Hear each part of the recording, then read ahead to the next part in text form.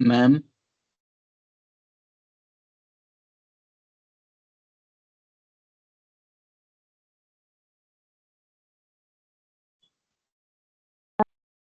Screen अभी visible है?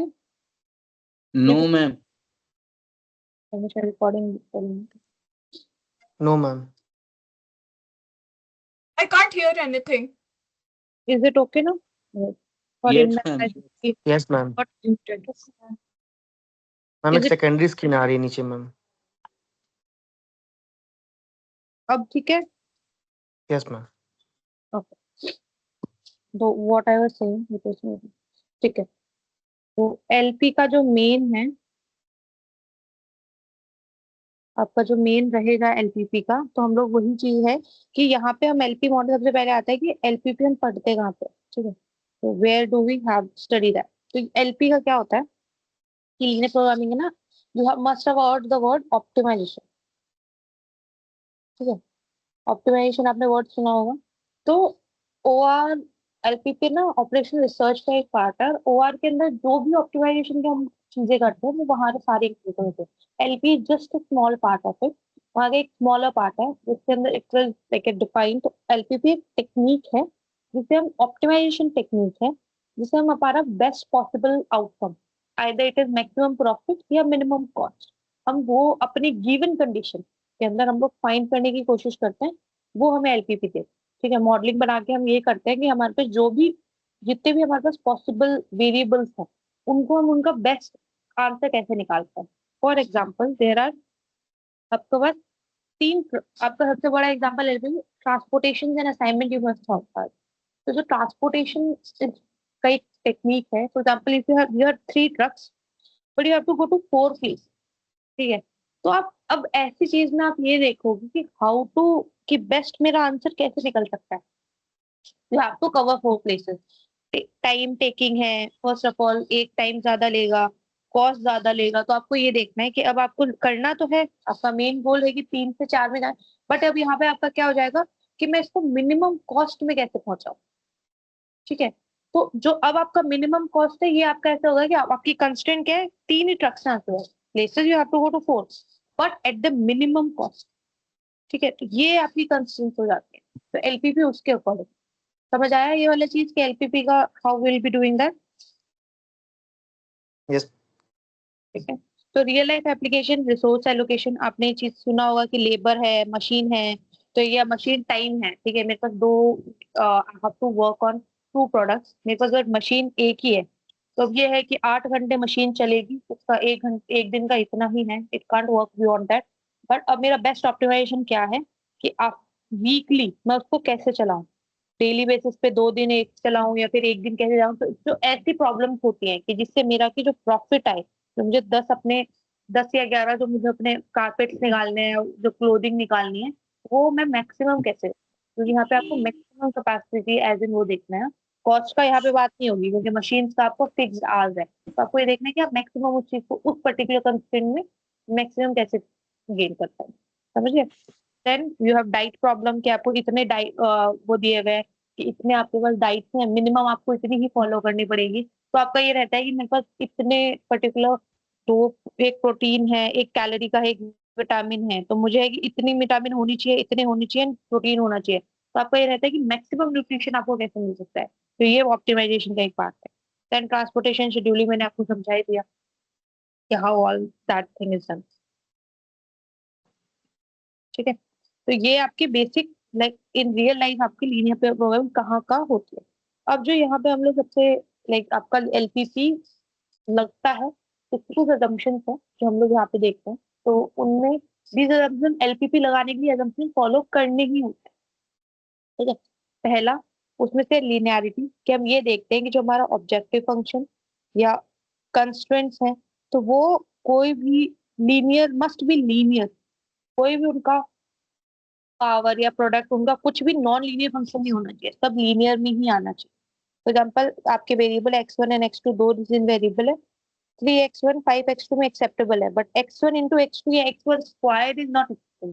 तो लीनियर में ही होंगे आपकी जो equation, linear the word is linear programming, तो आपके नॉन लीनियर नहीं आनी चाहिए। Got it? ये आपका सबसे फर्स्ट assumption है।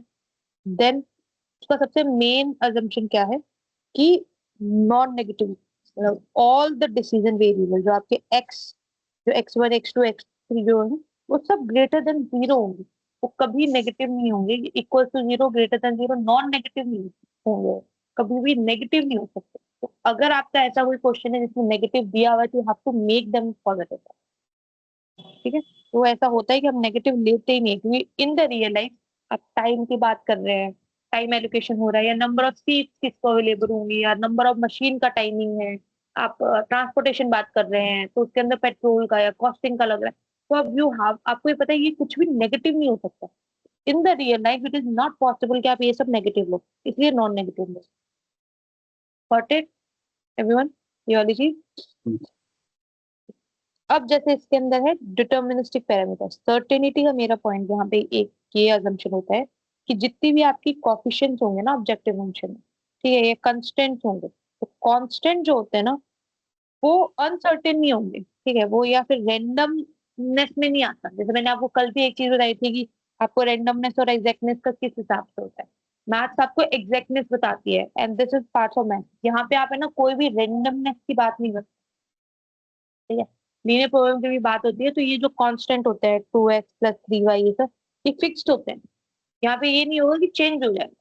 अगर मैं एक वेरिएबल 2x + 4y ले रही हूँ तो ये 4 और y इस पर्टिकुलर क्वेश्चन के लिए 2 और y 4 ही रहेंगे, यू कांट चेंज इट 3 और 4 कुछ भी अपने वजह। ये यहाँ पे क्या है कि प्रिसाइजली नोन बताता है कि आपको, of course in the real life it is not always possible कि, पर आपको ये पता होता है कि मैं इसको 8 घंटे चलाऊंगा तो मुझे कितना कॉस्ट आएगा, 4 घंटे चलाऊंगा तो मुझे कितना कॉस्ट आएगा, ठीक है, तो वो नोन होता है, तो इसमें सर्टेन है, ये डिटर्मिनिस्टिक पैरामीटर्स होते हैं, तो make sure randomness ma'am yes. Ma'am एक बार दोबारा से बता दीजिए ये वाला। बेसिकली यहाँ पे होता है क्या, जैसे आपके पास एक इक्वेशन दीजिए 2x + 4y, स्टैट्स में क्या होता है, हम ये बात करते हैं कि रेंडमनेस आ जाता है कि हमारी जो कांस्टेंट ये वेरिएबल चेंज हो सकता है, ठीक है, कि अब मुझे ये पता है रियल लाइफ में इट इज कि जैसे यहाँ पे सर्टेनिटी होती है कि अगर मैं 4 घंटे एक मशीन को चला रही हूँ तो मेरी क्या कॉस्टिंग लग रही है, 3 घंटे चला रही हूँ तो क्या कॉस्टिंग लग रही है। फॉर एग्जाम्पल 4 घंटे में 4 यूनिट्स मेरे मशीन के लगते हैं कि भाई 4 घंटे में 24 यूनिट्स मेरी इलेक्ट्रिसिटी जाती है, तो वो 4 घंटे में 24 ही लगेगी। यू कांट मेक इट कि वो कोई रीजन के कारण 25 हो गई है, वो वहां पे यहाँ पे ये चीज नहीं होती, कांस्टेंट रहती है, या फिर अब जो सर्टेन रहती है, अनसर्टेन नहीं है। Got it. Okay ma'am, okay. फिर आपका एडिटिविटी एंड डिविजिबिलिटी है, तो हम लोग ये बोलते हैं कि आपका जो एडिटिव है, टोटल वैल्यू जो ऑब्जेक्टिव फंक्शन है, टोटल रिसोर्स यूज है। एडिटिविटी। हाँ, तो यहाँ पे क्या है कि जितने भी इंडिविजुअल कॉन्ट्रीब्यूशन है ना उन सबका यूज होके आपका ऑब्जेक्टिव फंक्शन या जो रिसोर्स यूज है उनका आया है, सबका यूज है। फॉर एग्जाम्पल आपके पास 3 वेरिएबल्स है, तीनों का यूज होके ऑब्जेक्टिव फंक्शन आया है, तो वो एडिटिविटी के अकॉर्डिंग, ठीक है, मतलब but interaction X Y Z, ठीक है, ये 3 वेरिएबल्स आपके, तो ऑब्जेक्टिव फंक्शन जब जेड आएगा कैपिटल जेड, वो इन तीनों का सम होके कुछ आएगा, ठीक है, या फिर यूज इन तीनों का इंडिविजुअल कंट्रीब्यूशन कुछ ना कुछ रहेगा। इन तीनों के बीच में कोई इंट्रैक्शन नहीं है यहाँ पे, बट इन तीनों का एडिशन या फिर आप कह रहे हो ना सम होगा इंडिविजुअल कंट्रीब्यूशन, तब हमें जाते हैं। Okay ma'am, okay.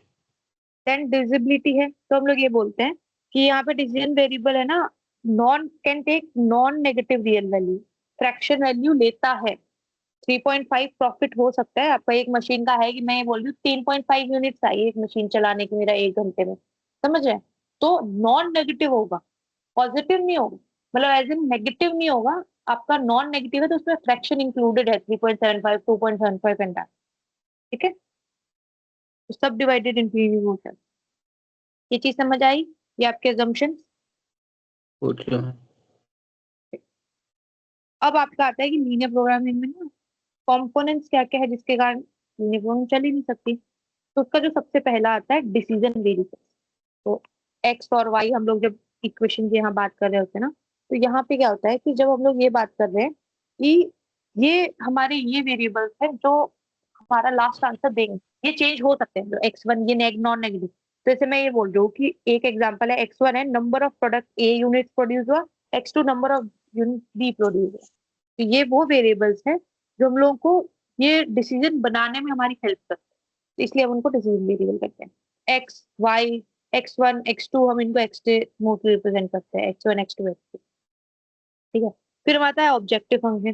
तो ऑब्जेक्टिव फंक्शन का क्या है, ये आपको रिजल्ट लास्ट का क्या चाहिए तो वो फंक्शन बनाता है। फॉर एग्जाम्पल जैसे मैंने इसमें बोला प्रोडक्ट्स इतने यूनिट्स है तो मेरा मैक्सिमम प्रॉफिट होना चाहिए, तो मैंने एक्स अगर इतना बनाया है, ए का 24 मतलब था कि प्रॉफिट इतना आएगा, एक यूनिट एक्स का बनाने में 24 है, 20 है, एंड बी का बनाने में 30 है। तो अगर मैं एक्स 5 बनाती हूँ, आपका x1 कितना आ गया, 5 आ गया, ठीक है। तो आपका ऑब्जेक्टिव फंक्शन क्या होगा, 20 of x1 plus 30 of x2, समझ रहे हो। तो ये मैक्सिमाइजेशन आपका इसका है कि इसका मुझे ऐसे निकालना है कि मैक्सिमाइज। तो ऑब्जेक्टिव फंक्शन ऐसा ये चीज होगी कि आप ये करते हो कि आप ऑप्टिमाइजेशन में मिनिमम या मैक्सिमम जो आपको निकालना है, लास्ट का आंसर क्या होना चाहिए, ऑब्जेक्टिव फंक्शन वो रिप्रेजेंट करता है कि आपको मैक्सिमम करना है, मिनिमम करना है, तो जेड से रिप्रेजेंट होता है और उसको हम ऐसे करते हैं। तो C1 C2 are basically coefficient, हम उनको कॉस्ट के अकॉर्डिंग भी लेते हैं क्योंकि हम मोस्टली मैक्सिमाइजेशन मिनिमाइजेशन होता है, but not every time.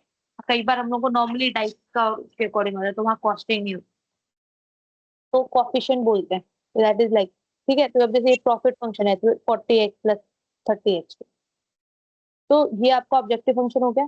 Then आता है आपका constant. When you are working on decision variable, मैं बोल रही हूँ कि चार, मेरे पास दो मशीन, एक मशीन है, मुझे दो प्रोडक्ट्स बनाने हैं, ठीक है। बट उस मशीन के ऊपर इट्स नॉट लाइक आप उसको लगातार बना सकते हो, मैक्सिमम कैन भी आप पूरे 24 घंटे चलाओ, it's not possible. This a machine, उसको टाइम चाहिए, तो उस पर कंस्टेंट लगती है, इस पर्टिकुलर कंडीशन में वो काम हो रहा है।